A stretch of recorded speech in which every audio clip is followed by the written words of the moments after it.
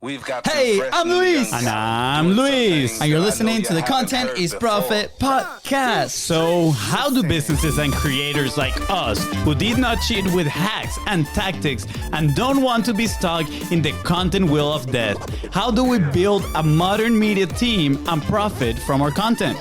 In this creators economy, pre-filled templates and content calendars have become the solution for those that are not willing to put in the work and build a real business. Those that get rewarded are the ones that create and control their process. Content can be a distraction or your biggest lever. Here, you'll learn to develop the systems to create consistently, build trust with your audience, and get the attention of those that are willing to give you money. Go to contentisprofit.com to get started today and join the community. Oh yeah, FONZI, let's go. That is right. And today, we have an incredible episode. We're going inside of the mind of legendary entrepreneur Rich Schefren. Strategic profits, creating demand, and billion-dollar testimonials. This is going to be... I'm ready. I am ready. This is what we call hashtag juicy juicy. Let's go. Hey, FONZI, before we get started though, do we have a sponsor today? Indeed we do. Thank you for asking, good sir. You're welcome. And today's sponsor is your own, the BIZBROS with Content Momentum. Yes, this podcast is possible thanks to Content Momentum. If you're looking to multi-purpose your podcast or video content and turn it into profit, make sure to go and slide in the DMs at BIZBROS Co on Facebook and Instagram. We want to help you out. That's right, guys. And go ahead and follow the show on your favorite platform because every Tuesday, Thursday, and Saturday, incredible lessons are coming your way for you to take action and crush and get that momentum. That is right. And if today's guests help you move one step closer to your goal, please don't forget to share it because you might be doing the same exact thing for somebody else. And of course, leave a 5-star review. Thank you. Oh, legendary episode alert. The first time we heard about today's guest was from a video recommendation from Russell Brunson. The video blew our minds. The processes, efficacy, is that how you say it, FONZI? Yeah, efficacy. And personality caught our attention. That is right. Today's guest is one of the internet marketing pioneers. He has been the coach of heavy hitters like Russell Brunson, Ryan Deiss, and member of the Content is Profit family, Todd Brown. You better have your pen and paper ready. That's right. He has also generated billions of dollars for clients, created the first viral free business report, and invented the first automated webinar in 2009. Yes, you have guessed correctly. Today's guest is a total legend. That's right. Let's just bring him on. Please welcome founder of Strategic Profits, the creator of the automatic webinar, and new Content is Profit family member, Rich Schefren. What's up, Rich? Welcome. Glad to be here. Happy to be here with you guys. Thank you, man. I appreciate it.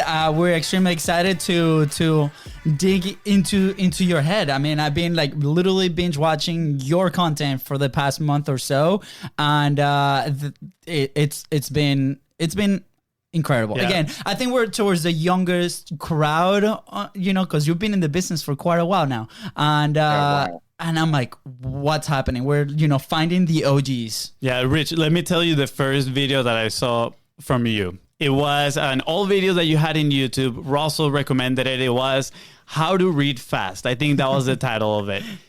It blew my mind. The process that you had on how you consume information, digest it with the purpose of actually putting it in action, not just passively highlighting things and leave the book, stored away, but you actually consuming it and reading it to help your clients, right? And it just blew my mind. I was like, wow, if I could do that, right? And at that moment, it was, I will do that, right? If he can do it, that is proof that it can be done, right? So I'm extremely curious to know, where did your journey of wanting to help other businesses grow? How did that started?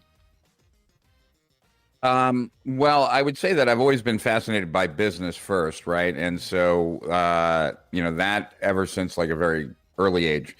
And that like what I realized for myself was that entrepreneurship was really important to me because it allowed me to have two things that were really important to me. The freedom to be myself, to express my thoughts, my concerns, my feelings, self-expression, and just freedom in general. And those were the two things that for me really drew me to wanting to be an entrepreneur, first and foremost. When I first started coaching was back in like 2004 like 2004. And that was primarily because I had helped a bunch of friends and I enjoyed helping a bunch of friends. And so that just one thing led to another. Yeah. I then, like in my 40s, I went through a midlife crisis and wasn't really sure what I wanted to do next. And I really was exploring a lot of different things. And what I came across this idea that I haven't seen it written about really anywhere, but I believe it to be the case, which is that let me separate the idea from information about it. Werner Erhard is someone who I've studied a lot of his stuff. Werner Erhard is the founder of EST and Landmark and a bunch of stuff. And he created a leadership course to give himself some more academic acceptance, I guess. And part of the leadership course, he talks about how we look at great people and we think that we're not them. What we don't realize is that what allows a person to transcend how they wound up being to being great is a cause committed bigger than themselves, right? They've committed to a cause bigger than themselves, because until you commit to a cause that is bigger than yourself, then you won't rise above yourself, right? This is probably a crappy example, but Martin Luther King, right, was committed to civil liberties, right? Yeah. And he might have woken up certain days with a headache, but his cause was bigger than his headache, right? So he pressed on. If he was just doing it for himself, then maybe if he has a headache, he doesn't do it anymore. And so for me to now answer the question a little bit more directly, I had a kind of crazy childhood, and I was not given that much freedom. I was locked in a room for long periods of time. I didn't have a voice. No one was really there to hear me.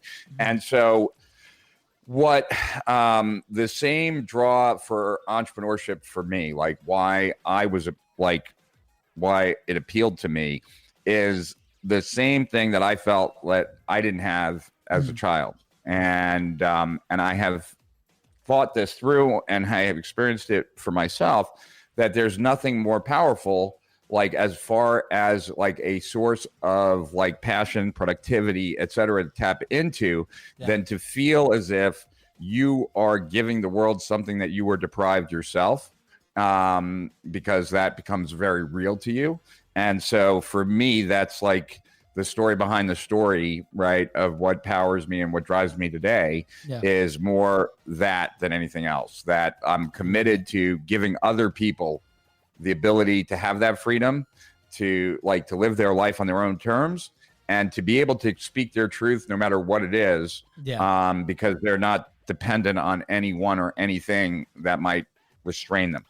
Absolutely. Wow. I think that is very relatable, honestly, obviously to a different scale, but now that helps me put together why people are so passionate about, sharing and trying to help others build and achieve something that they struggled with, right? And what is that cause that is going to help me rise above, that is going to help me wake up in the morning? And I actually wrote down here kind of how do we find that? How do people become so intrinsically motivated to not depend on, I have to get up just because I had this certain stuff in my to-do list, but because I want to actually go out there and crush the world, just go out there and take it over. So how do people keep that intrinsic fire? Exactly. And the easiest place to look at is their own childhood and what they felt they were deprived of.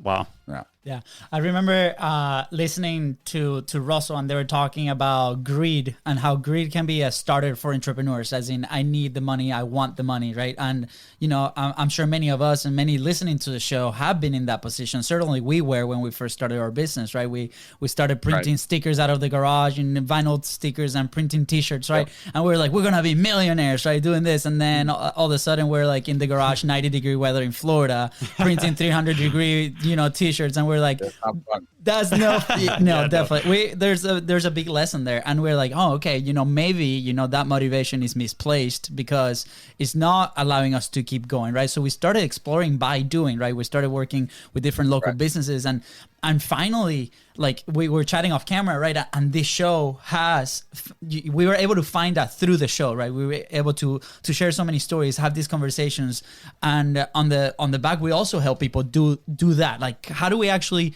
do that and put it into the world? So thank you so much for sharing your story. Thank you for being vulnerable about it. Now, you've been in the space for quite a while. You've been here for a few years. You've coached some incredible people out there, right?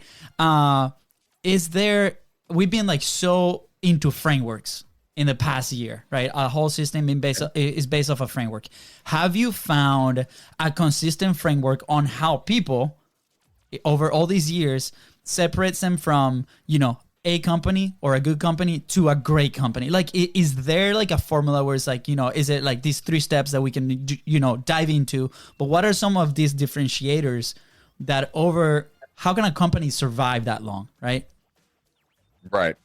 Yeah, well, I'd say the first thing is that, let's see, where do we want to start with this? I would say that the first thing is that ask me the question again, just so that I make sure I'm answering it. Yeah, so we can reframe it to a little bit of, maybe where we come from. So let's say we have people that are tackling a side hustle, that their dream is to actually build a sustainable company over time, right? We tackle a little bit of the intrinsic. How do we actually keep the fire internally going, right? But after that gets going, there's going to be a few elements coming our way, processes, teams, different things that come in. Right. So over the last 20 years, is there a framework that a company maybe in their early years can start to follow to make sure that we continue over the years, keeping in mind that our intrinsic motivation is right there? Yeah, so a couple things. One, that like the first thing I'd say is that, so when I started coaching back in like the early 2000s, like online business growth, at that time, like I was the first business coach online. And so a lot of the things that I taught back then have kind of made it into everybody's stuff, right? Yeah. Which, is the way that, there's stuff of mine that I've taught that I learned from people before me too. So it is what it is. But some of the things have not, right? So I've always taught people to like how to identify, isolate, and leverage their strengths. And pretty much everybody teaches that now. So there's nothing that special like to share about that. I might have a unique way, but whatever. One thing though, that a lot of people like, it's the other side of that, which I've used extensively for a lot of my clients, but I don't really see it taught anywhere. And that is like getting clear about who you are as the entrepreneur. That like, I find that most entrepreneurs design and build a business around some entrepreneur that doesn't exist, like some mythical entrepreneur that they hope to be one day, as opposed to who they really are. So like, for example, I have like horrible ADD, and so I'm at my best and produce at my best when I'm under a lot of pressure to get it done because there's a big deadline like hanging right over my head. I can't create a course, like go somewhere and create it and then bring it back because it'll never get done. So I built my business with that in mind. Like, how does a perfectionist that has a hard time like finishing stuff, how can he create a course, and how can his company like grow and build from that if that's the reality, right? And so in that particular case, like I always wrote a report that like cleared the way for certain beliefs to be in place, right? For that would be necessary for my product to be desirable. And then I would go and sell the coaching program. Then I would go deliver it like in real time, creating and delivering, getting feedback, right? And then I would, have, when I was done, I'd have the course done, right? And getting paid all the way through. And also like, it was the same with like, I'm not that money motivated. So creating like a very lucrative, like employee profit sharing system that we used to have, which now that we're growing again, because I took a bunch of years off. Now that we're growing again, like I got to put that back in place. But it's realizing that like change is very difficult. If you're going to build your business based on you being something different than who you are today, odds are is that you won't be different than who you are today, and therefore your business will fail. There was a famous book called Change or Die, and it was written by this well-recognized cardiologist, and he was talking about like that when given the option, you either change or die. 90% don't change, and so the ideal scenario is you're designing a business that can be successful based on who you are right now, not on who you hope to be one day, right? Yeah. And so that's very present for me, and I mean what I mean by that is that like if I were sitting down with an entrepreneur today, no matter where they are, no matter who they are, that would be one of the first things I'd be looking at. Yeah. I'd be looking at like any place where they feel like they're disappointing their business. Odds are that their business is not properly designed around who they are. And therefore that disappointment is based on them trying to be something other than who they are, and their business relying on them being something other than what they are. And so that creates a lot of friction. So I would say that's first and foremost. The next I would say is understanding value, right? Like you really need to, like, I tend to like kind of reduce things down to like maybe the extremes, but like, you either are the best choice for your customers, for some group of people out there in the world. I mean, the internet's a big place. There's 7 billion people on the planet. Yeah. You're either the best choice for some of those 7 billion people, or you're hoping to find the stupid people in your market that don't know any better. And that's not any way to build a business, right? So who can you really be the absolute best solution for? Yes. You need to come up with someone, and the world's a big place, right? So there's lots of options there. And I would say like the framework that I've always liked is to get really clear about, what you want out of your life, and therefore what you want out of your business, what you believe your prospects want out of their life, and what they want out of the relationship with you. Yeah. And what can you give them that's going to give them, what's going to be the transaction that you're going to give them that they're going to then give you the life that you want. And how that gets executed, right, is basically like your profit, right? Like your profit engine of your business. Yeah. And what I like entrepreneurs to do is to list out every single task that is required for that profit model to operate, and to put it on a mind map, and then color code that mind map based on who's responsible for it. And when you're first starting out, then there's only one color on the mind map, and that's your color. Yeah. The goal of business is to get your color completely off the mind map so that your business can execute its profit model without any input from you. And that's really that's the path towards freedom, right? The path towards freedom is getting your color off of the mind map. And I think that depending on someone's growth curve, it might be different, but generally when you're first starting out, you're hiring generalists, you're trying to get the most amount of coverage, right? Like for the most amount of jobs with the least amount of people. And then as your business grows, right, some of those people are going to become specialists. You're going to get specialists in the roles that actually drive revenue, right? Yeah. And so I'd say that, there's no I don't have anything clear. I don't have a clearer framework than that. Like just add some magic seeds and water and your business grows or something like that. But I love that. what I'm listening are principles, right? You're talking about these principles of gaining clarity on who you are, what type of entrepreneur you are, and how you can help the best group of people, right? I mean, finding your who you're going to serve the best, right? That's going to be your differentiator right there, that people want to go with you, not just having any mediocre business, right? And then I love the fact that you kind of gamify right there, like build this mind map.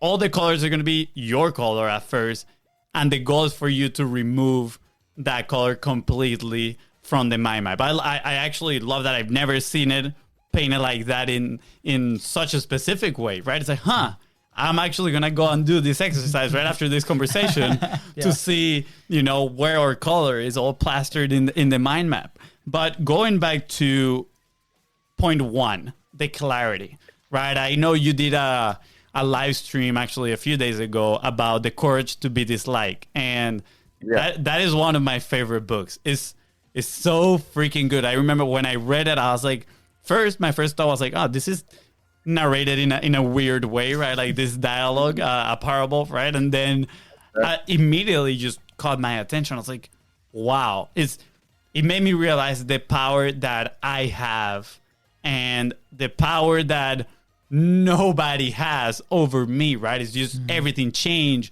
just depends over me. And you recommended this book now, Change or Die, right? There's a phrase that a lot of people use that it's like you're either growing or you're dying. And one of our mentors says your business grows to the extent that you do. You're always evolving, always changing into that best possible entrepreneur that you can be. So my question to you is, how do people gain this clarity, right? Like, what do they need to do to gain this clarity? Because at first, it might be blurry. I say this from just my personal journey, right? Because I did sit at first and try to think about this. It's like, okay, where do I want to go? And honestly, at first, it was just that need of, hey, I want to make money to help my parents back in Venezuela, right? It's like, how can we bring them here to the States? That was like goal number one. And as you do this, I feel like the process starts changing you, and you start obviously consuming information from different sources, right? Getting exposed to entrepreneurs just like yourself, and your beliefs starts being challenged, right? But how do we make a decision on this is it, this is how I'm going to be, and this is the path I'm going to stuck with for the long term, right? Because again, success is not just one big step taken once, but is a consistently set of smaller steps taken in the long term. So how can we find that clarity?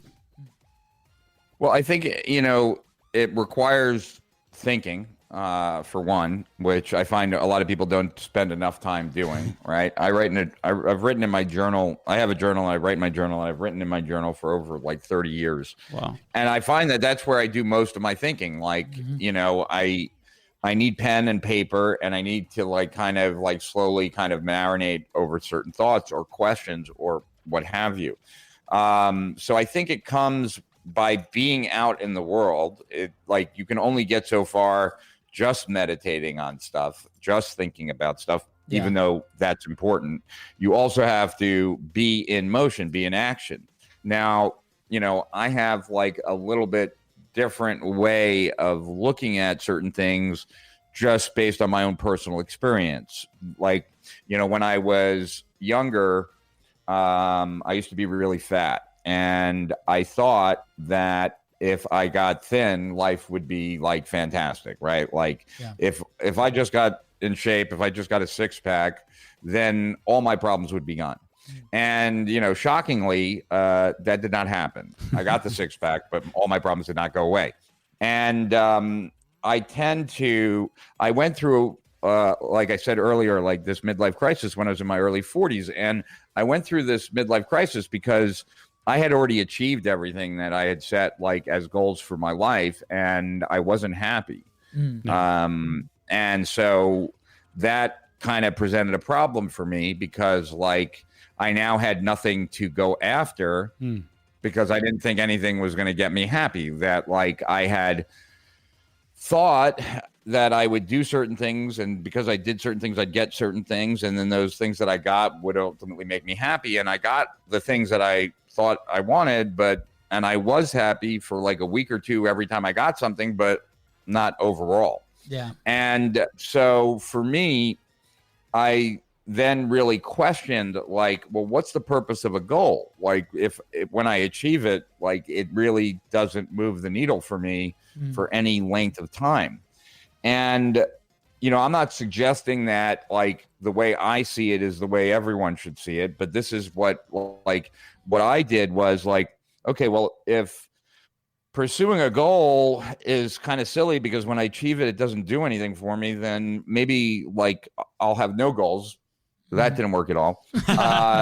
So then I started thinking more about it, and I kind of like reflected back in my journal, like, to the times when I felt most alive, most present, most engaged in life. And all of those times were what they had in common, even though they might have been very varied. What they all had in common is that I was in pursuit of something. Like, there was something that I wanted and I was going after it. And that, like, you know, it's like the reason why it's a cliche, right? That it's not about the destination, it's about the journey. Yeah. Like, that's a cliche, but it's a cliche because it's true. And unfortunately, most of us have to learn that the hard way. Like, we won't believe that money is not the solution to everything until we have enough and we realize that it's not really the solution to everything.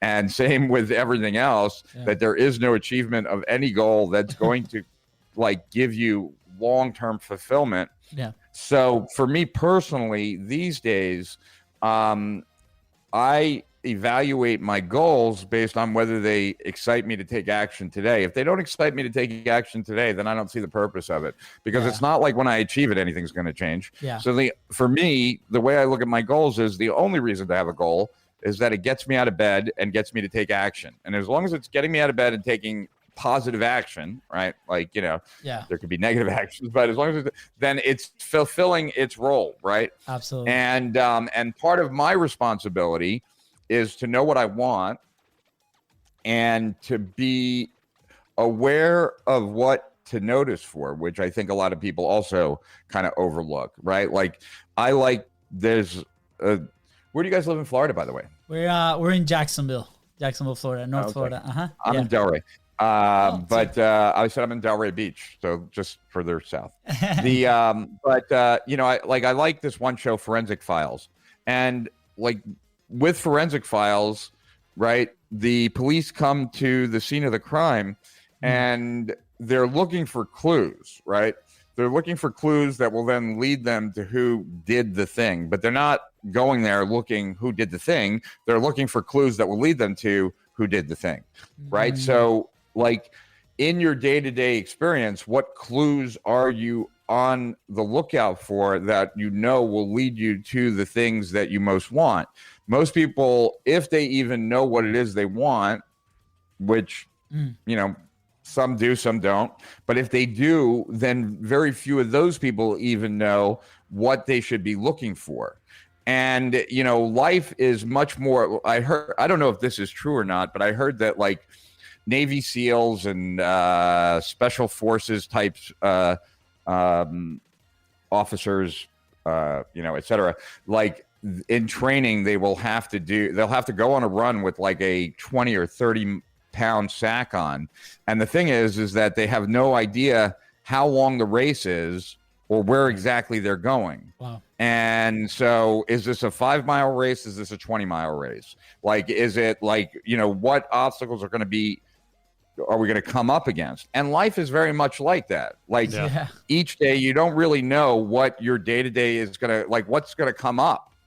And, you know, and therefore, like, being clear about what you should notice, like, what is the big question that you want to get answered today, if you get the opportunity to ask it, et cetera. Like, I find that most entrepreneurs are pretty weak there. Yeah. So it's like, you know, when I first started coaching, I was coaching so many people. I was so busy, right, that, like, I couldn't spend a lot of time with my clients. And so, like, it was their responsibility to, like, I gave each client of mine had a half an hour of my time every 2 weeks. And it was their responsibility to come into that half an hour call knowing exactly what they needed, what they wanted me to answer, what they wanted to be different. Like by the time that call was done, not my responsibility. Like my responsibility was just to show up on the call. That's it, right? Like it's their responsibility to come with the questions, to know what they want, to know like what they want advice on. And because like if they can't do that, the odds of them being successful are pretty slim. So oftentimes like that first coaching call for most people would be a little bit of a shit show. And then from there, like they would get better because they'd get clearer about like what it is they want, what it is they need. Like, you know, a lot of times people would end up doing a lot of the heavy duty thinking that they probably should have always been doing, but didn't start doing until like the night before they knew they were talking to me the next day. And now they needed to make sure they got their money's worth from the time with me. So I'd say that, you know, it's really about one, being out in the world as much as possible, two, to know what it is that you're looking for and to think that through, like what are clues that I might be heading in the right direction or wrong direction. And then I would say the last thing is to be willing to articulate it as often to as many people as frequently as possible. Like I've often thought that like I could create a 30-day course that where people only had to do 3 things. And I believe that like in 30 days, their life would be very different. And the first thing would be to share the vision of what it is they're trying to create in their business. Like what is that like cause that they're committed to, that bigger than themselves, right? And if they were to share that daily, they would get better at sharing it. And by the time 30 days had gone by, they'd probably get good enough that it would actually be engaging to other people as well. Right. Like, and so if you shared your vision every day with someone, if you took an action to make that vision come true every day, and you made a request of someone to help you get to that vision faster, right? And so generally you can combine 1 and 3, right? Share your vision and then make a request. In 30 days, your business would be very different. And the way you would articulate it would be very different. And so I think it comes with being out in the world, doing these things, and constant checking in to kind of make sure that your brain is still working on it, right? Like that, you know, when I've in my journal, sometimes when I'm trying to work something out, I'll do what's called sentence stems, right? Where I'm coming up with 5 answers to the end of a sentence. Like if I wanted to be 5% more productive today, I would, and then what? And then I'll come up with 5 answers, and I'll do that every day, like 5 answers a day, right? And at the end of the week, I'll have 35 answers, and I'll look for any answers that like I feel are, maybe I should be doing this, right? And it's not so much like, it's like gratitude training, right? We have a Slack channel at Strategic Profits where employees are supposed to, for the first 30 days, like be religious about it. Then it's up to them whether they want to continue. And, you know, it's one thing that we're happy for in our personal life, one thing that we're happy for in our work life, and one thing that we're happy about ourselves. And, you know, there's all this research that shows that like gratitude and doing that and what you're grateful for, like really can make you more optimistic, make you happier, make you more productive, et cetera. But the reason it does that is that it's cueing your awareness to look for things like in your day to day, right? Like it's not just the exercise. It's the fact of what impact that exercise has on you as you go out into the world, right? Absolutely. And it's that awareness that's changing. And so it's the same thing here. Like if you're priming yourself with what it is you should be noticing for each day to create your, like to turn your business vision into a reality, right? Like you're just more likely to spot more connections, to see more opportunities, etc. Like, you know, hopefully that makes sense. Oh, that makes so much sense. By the way, Fonzi's about to run out of his notepad over here. So, you know, thank God I got the iPad ready. But here's, first of all, thank you. I mean, there's a few frameworks that our mind is thinking like that. We're like, okay, you know, step 1, step 2, step 3, right? Like, okay, how can we, and I love the way that you simplify and then share the story. But I wanna highlight something because it's part of our journey. Like where you said, okay, share your vision, take action on that vision, right? And then request to get the vision faster, right?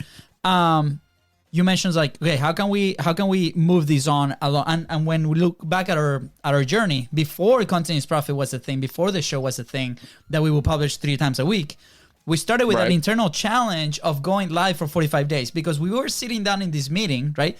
And with a few business owners, and we're showing the system, right? And this guy goes and like, well, what's your stuff, right? Like, that's cool that you guys do with that client, but where is yours, right? And maybe today I would have answered that a little bit different, but we're like, okay, how can we increase the frequency? How can we put our message out there? Because we were trying to discover that one message. What is the one thing, like you mentioned earlier, that we are the masters at, right? And we're like, okay, we have this process, right? Going back to, you know, the conversation we have with Todd, the one process we call the M2M, right? Differentiate it, how to create demand. By the way, huge fan of that segment that you share. But we decided, okay, let's do this every single day so we can increase the frequency. We get better at the message, right? And guess what? After 15 days, the results came. We landed our first six-figure client ever. And it was because consistency worked, right? So as you're telling this story, here's my testimonial to you, Rich. It does work, right? It does work. So for those that are listening, you know, what is that one thing that you wanna go execute and do the vision, right? And guess what? We did it a second time, same thing. It worked. We did it a third time when we launched the show. It worked again. So, you know, go back. I think it's on minute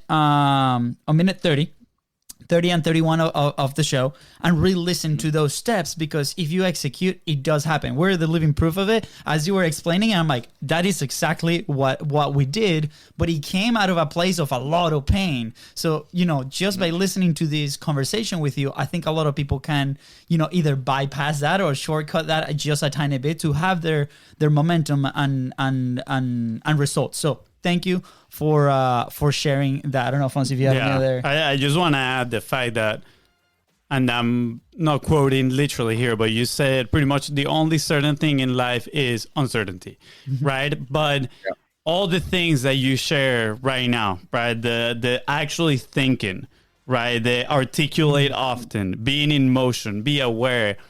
These are elements that we can easily actually include in our life to prime yourself to somewhat of, you know, kind of like crafting our own uncertainty, right? You said gratitude starts bringing that awareness to you. So now the uncertain is not as uncertain because now you're starting to see all these elements coming into your life that are going to help you achieve that goal that you have set out for yourself, right? And I just find this so incredible because it all starts with thinking, right? And you put it. Yeah, it starts with thinking, and it's also, you know, you tapped on something there that like I've talked about a lot, like in the past, and that is that, that, you know, like people would sometimes come to me like after I was speaking, and they'd say to me like, "Hey, I'm interested in joining your coaching program." I'd be like, "Great. Well, if I join today, like, how much will I be making in 6 months from now?" And I'm like, I don't know if you'll be making any money in 6 months from now. I don't know what your business is. I don't know like what kind of person you are. I don't know whether you're smart or stupid. I don't know whether you'll come up with a winning idea or not. Like, you know, I mean, how can I know that? And what I realize is there are a lot of people who will tell them an exact number, right? Which to me is like the biggest crock of BS that I've ever heard of. Yes. And it's also kind of like, it's not a question that a real entrepreneur asks because nobody can answer that question for you. And so I've always labeled that as the illusion of security, right? Like joining a coaching program because they promise you're going to make $10,000 a month or $20,000 a month is no different than getting a job and like thinking that you're going to like never get fired. Like you're outsourcing your security. Right. You know, in the one sense, you're outsourcing it to someone who's willing to make you a promise for exchange for money. And the other one, you know, is whatever. So, you know, so if that's the truth, right? If the path, the entrepreneurial path is walking down an uncertain road, which I believe it is, then how can you walk down that confidently? Yeah. Like understanding that you're walking down a road that is uncertain, how can you be not certain, but at least feel secure and confident in walking down that uncertain path? And that's about like inner resources, building yourself up and understanding the game that you're playing. Yeah. And, you know, that is like, if you recognize that no one can, as an entrepreneur, at the end of the day, it really like the cavalry isn't coming. No one's coming to save you. Like, you know, if there's a problem in your business, odds are you're not going to find the perfect employee that's just going to solve it for you. That just generally doesn't happen, right? Like, so you have to be willing to kind of walk down that road, knowing that shit's going to happen. You're going to have to handle it because that's the way it is. Yeah. And the more that you build those inner resources to, you know, to work within your skill set, to know what you're not good at, you know, et cetera, the more you can kind of make forward progress. And, you know, it's like just back to what we were talking about really like earlier on, because like Gary Vaynerchuk used to speak at my events like years and years and years ago before Gary Vaynerchuk was the Gary Vaynerchuk, right? And one time when he, I think it was like back in early, I think it was late 2007, early 2008 at one of my events. And he was telling people, he's like, look, I don't care if you live in your parents' basement, you hate people, you only wear green socks. And like he had one other thing, and I don't even remember what the other thing was, right? He's like, there's at that time 6 billion people on the planet. There's 6 billion people on the planet. There are other people who only wear green socks, who hate people, who live in their parents' basement, and you could be their leader, right?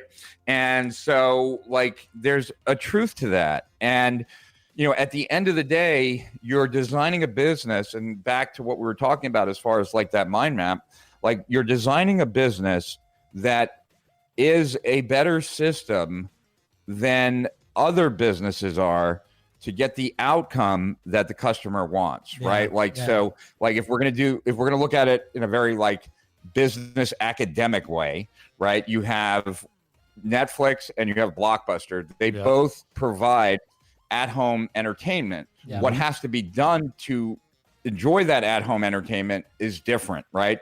And so Netflix has a superior system for watching home entertainment.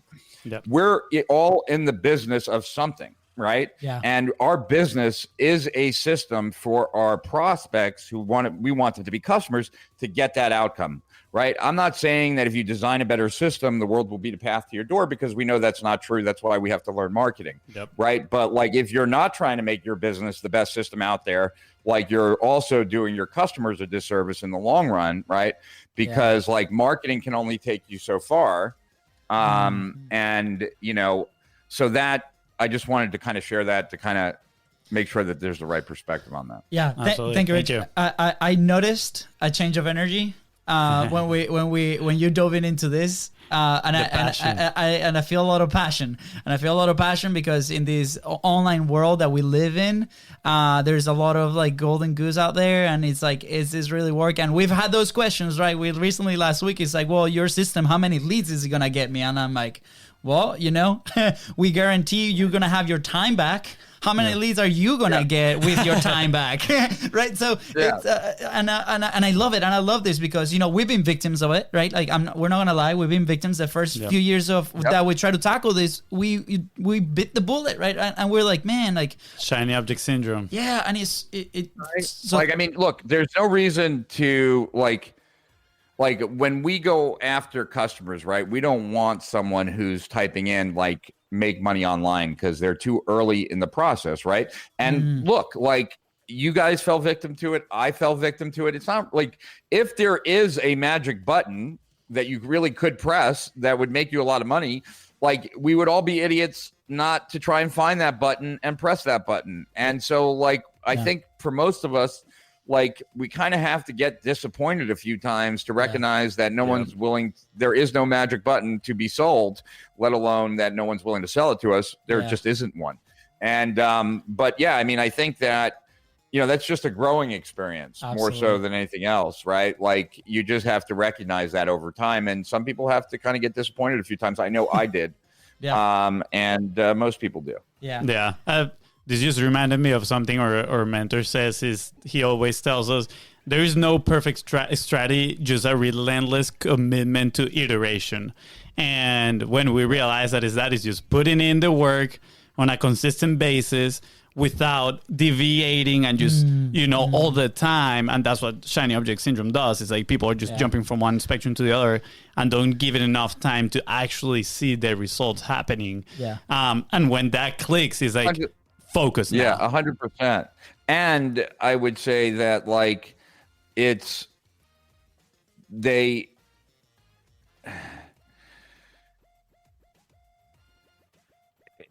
not only that they're jumping from thing to thing, but they're also asking themselves the wrong question, right? Like a question that is a horrible question to ask yourself, which I think a lot of entrepreneurs ask themselves, is what else can I do? And there's always a ton of other things that you could do, right? But that's the least strategic question you could ever ask, because being strategic is about getting the most amount of output for the least amount of input, right? Yes. And when you ask, like, what else could I do? You're just asking, like, what other inputs can I do, right? As opposed to, like, what's the least that needs to be done to get, like, the maximum of this outcome? And that's a very different question than what else can I do? What else can I do? There's always going to be a lot of answers. And just because you can do it doesn't mean you should be doing it, right? Absolutely. So, Rich, this has resonated so much. We just laugh so big at this because what you just shared right now was literally what kickstarted the 45 Live, which was us going on Facebook Live,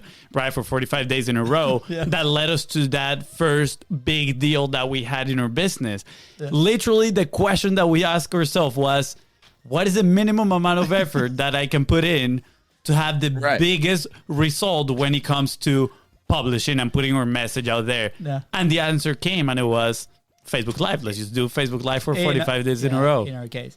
Rich, I'm going to just put this out in the universe. We're going to have you back a second time just because I was like diving to go into demand creation. I've been like that has been really like more up the idea of content profit. So we certainly will. Yes. Thank you. So I'm just going to put it out there. So as we wrap up the show, I think the episode is full of action points. So I'm just going to make that out there.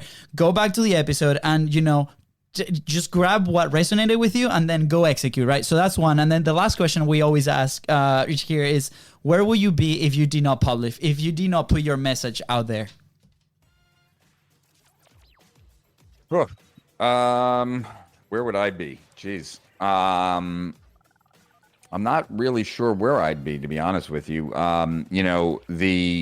The gist of it is this, right? Like when I was coaching, I'd worked for Agora. I was already working for Agora. I had a project that was scheduled to start 3 months in the future. And I had just finished my last coaching group. And so I had this 3-month window where I had like nothing to do, which that would be okay. But I also had no plans of making money like those 3 months, which that was not okay. Because so I had to figure out something to do, and I thought about like, what could I do these next 3 months? And it occurred to me that I could try to do like an 11-week version of the 1.5-year coaching program that I had taken a lot of people through. But then the next problem was I didn't have an audience. And because like I was really a behind the scenes player. And so I decided to write a report, and that report, my goal with it was like to share with people what I knew that had led me to the conclusion that like it was a lack of business understanding that was holding most people back. And that if they knew more about how to grow a business, they would be more successful. But that was what I believed. That wasn't what my market believed. And so I wrote a report kind of sharing what I had experienced that had led me to that conclusion, with the hope that other people would read it and come to the same conclusion. And I was literally, and this might sound like bullshit, but it's not, like I was I was hoping when I was writing it, it was 30 pages long, 31 pages long. I was hoping when I was writing it that like I could get a dozen clients. If I got a dozen clients, like I would make like 60 grand because it was $5,000 back then. For this 11-week thing, that would be great. That would cover me for the 3 months, and then I'll do my big project and I'll make the real money. And that report though was the Internet Business Manifesto, and it went insanely viral. And so instead of getting like a dozen customers or clients, I got thousands, and that's what really created my business, Strategic Profits. So like when my own personal life, like my life story, if I were to like graph it, like, or if it was going to be in a movie theater, like part 1 would be pre the manifesto, part 2 would be post the manifesto, because writing those 30 pages completely changed my life. Wow. Like completely. Like, you know, it brought me millions of dollars within a couple weeks. It made me go from unknown to being like the most known person in 2006 at that time in internet marketing. Yeah. And like, so I don't really know where I would be without publishing. And, you know, our business grew primarily through those free reports. Like we didn't spend any money on advertising or anything else. It was just through the momentum of those reports. Wow. So I certainly wouldn't be where I am today without publishing. And I certainly, you could remove probably at least 2 zeros after the, not on the cent side, but on the dollar side of my net worth. Like without publishing, it wouldn't have happened. So yeah, my life would be very different. I might be, cleaning windows like on 42nd Street or something like that, you know, like squeegee washer when someone gets a red light, if I didn't have publishing. Yeah. Thank you so much for sharing. And, you know, the impact that also that has created, because everybody that, you know, read that report and took action, you know, just imagine the hourglass effect that comes after that. So Rich, thank you so much for everything that you shared today. Where can people find you? Where can people connect with you? Where can people learn more about you and your company? Yeah, sure. They can check us out on Facebook. We have a Facebook group called Strategic Profits that's free to join. And some of my best content is in there for free, even though it's like content that we charge for elsewhere. I have an Instagram account, The Real Rich Schefren, because some black woman is Rich Schefren, which is kind of odd. Then we also have a YouTube channel called Strategic Profits, and we do a live stream twice a week, Tuesdays and Thursdays. Tuesdays from 2 to 4 Eastern, Thursdays from 6 to 8 Eastern. Do that in my Facebook group, Facebook Live, and on YouTube. Yeah, I'd love it if people comment on this and they want me back. I'll be glad to come back. I'd love to tell you more about like how to create demand through content, and would be happy to do that. Yes, absolutely. Thank you, Rich. I appreciate it. Thank you so much. FONZI, anything else? It has been incredible, great conversation. Can't wait to have you back, Rich. And man, like the power in your words. I took so many notes. I'm going to actually think down and reflect on everything that we talk about today, and have a clear action point for myself as well after this. And I really appreciate it. And I want to encourage everybody to join the Facebook group. Again, like you said, those live streams are extremely valuable. You charge people to be with you, right? And this they get for free in your Facebook group. Yep. They access to you for free. You know, I've been just a member only for the last few days, but I love the fact that you sit down in there and discuss the books that you're reading, right? You discuss what's going on in your mind and the strategies that you're implementing. So, so much value. Go and join the Facebook group right now, guys. And thank you so much, Rich. Really appreciate it. Anything else you want to add before we head out? No, just look forward to talking to you guys again sometime soon. Awesome. All right, guys, with that said, thank you so much for tuning into the Content Profit Podcast. Go ahead and follow the show at BIZBROS. I don't know what's happening. Our minds were blown, and yours was blown as well. Please don't forget to share this episode and leave a 5-star review. Thank you. Bye, guys.